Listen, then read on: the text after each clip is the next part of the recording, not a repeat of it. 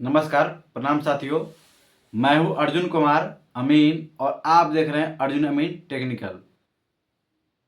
तो चलिए मैं आज बताने वाला हूं कि गर्मजरुआ ज़मीन कैसा होता है, किसे गर्मजरुआ ज़मीन कहते हैं, गर्मजरुआ ज़मीन कितने प्रकार के होते हैं, किस ज़मीन में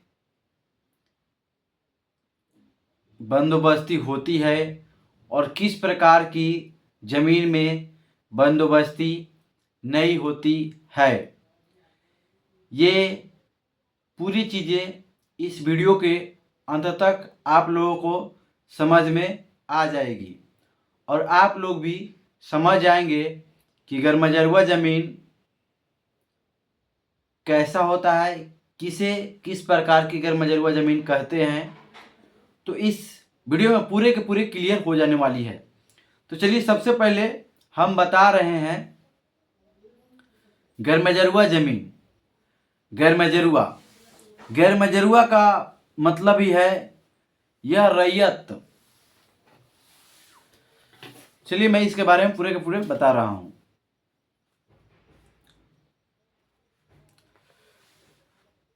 गर्मजरुआ गैर आबाद जमीन जो मौजा में होता है, यानी कि पहले जिस समय सर्वे हुआ था उस समय कोई जमीन परती परात यानी खाली जगह, नदी हो, बांस हो, कांट कूच, यानी कि जो पड़ती ही रहा हो, जो कभी बंजर ही पड़ा हो, वैसे जमीन को उस समय सर्वे किया गया। तो उस समय तो मालिक की प्रथा थी, उस समय वैसे जमीन को गर्मजरुआ घोषित कर दिया गया।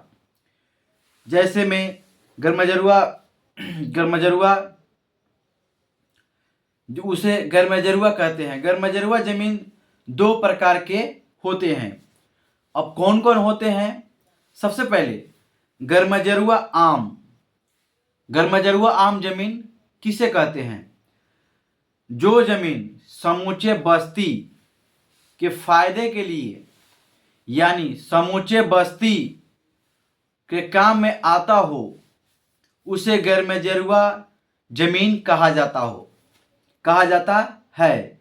जैसे सार्वजनिक स्थल, देवस्थल, सड़क, नहर, नदी, पोखर आदि। जैसे ये तो आप लोग समझ लिए। जैसे में कोई सड़क होता है वो गर्मजरुआ होता है। जैसे जो नक्शा में होगा, जो अभी तो नया नया लोग सड़क अपने में बना रहे हैं, वो तो ठीका सड़क है।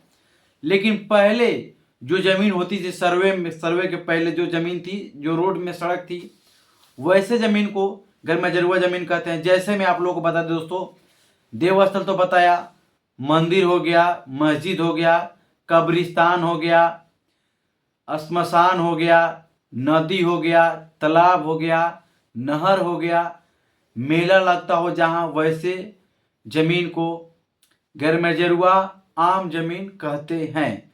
जैसे में हमने आपको बताया कि गर्मजरुआ जो सभी बस्ती के काम में आता हो, उसे गर्मजरुआ जमीन कहते हैं, गर्मजरुआ आम। अब तो गर्मजरुआ आम कहते, ये तो हमने बता दिया। फिर आपके मन में प्रश्न होंगे कि गर्मजरुआ खास किसे कहते हैं। तो चलिए मैं उसके बारे में भी आपको क्लियर कर ही देता हूं।